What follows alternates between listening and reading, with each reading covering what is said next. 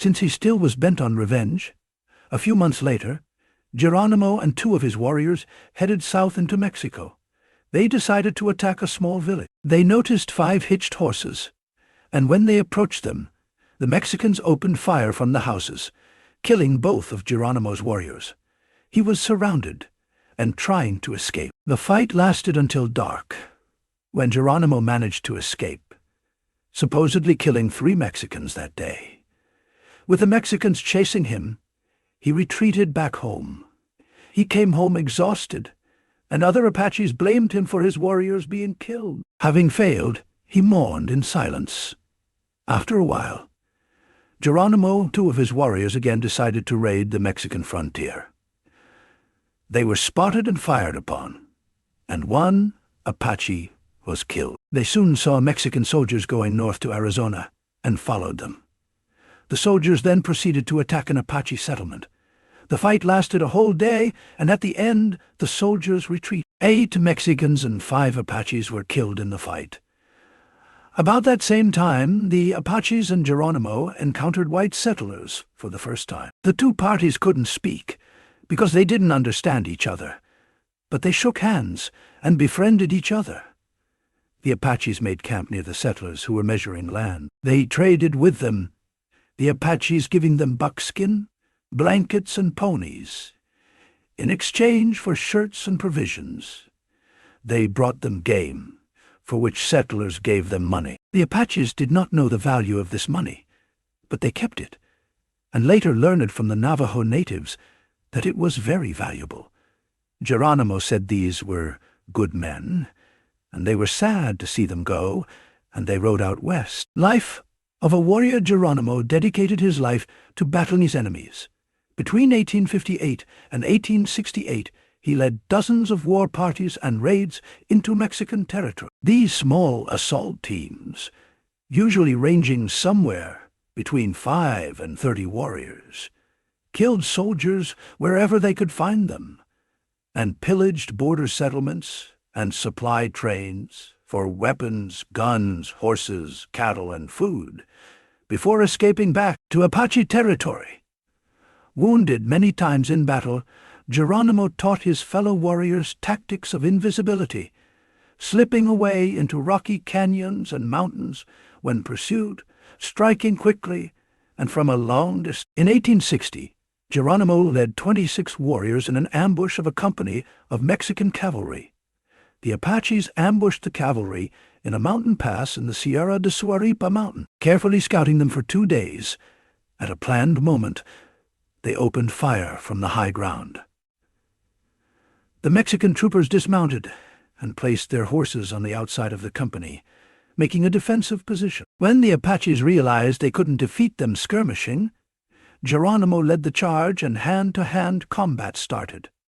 In that fight, a Mexican soldier hit Geronimo in the head with the butt of his gun, and he fell unconscious. Geronimo was saved by one of his warriors that followed him into the charge and killed the soldier.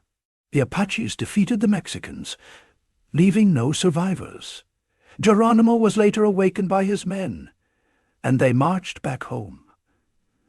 In his biography, he later wrote, "The recovery lasted for months, and he carried the scar from this battle for life. The Apaches had suffered many casualties in this battle.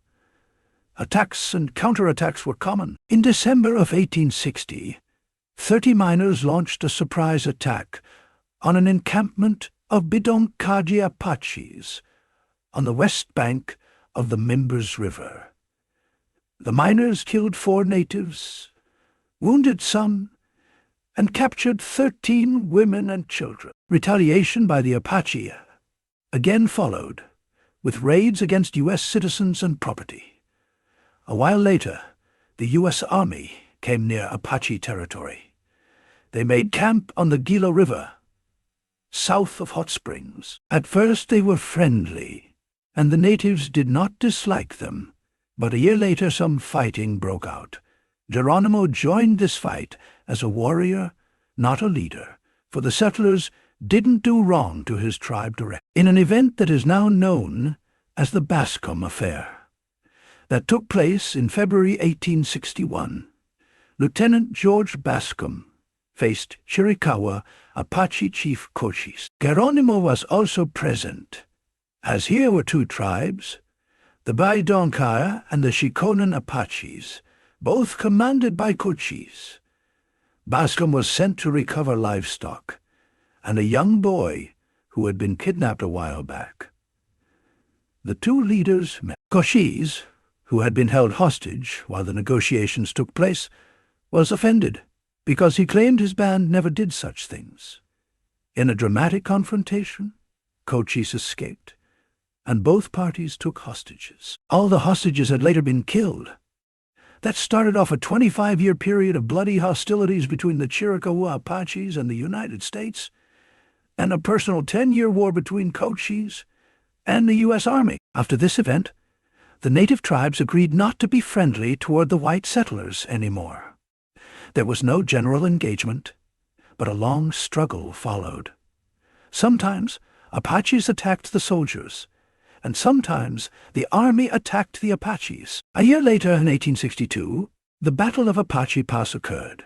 The 5th Regiment of California Volunteers, who numbered around 100 men, marched toward the San Simon River, along the old Butterfield Road, through Apache Pass. As they approached the abandoned stage station, Cochise and his ally, Mangus Colorado, Geronimo's chief, with a combined force of about 150 warriors, ambushed the rear of the column. The Californians counter-marched from the station, driving the Apache into the hills, only to find that they had taken up new positions around the Apache Spring.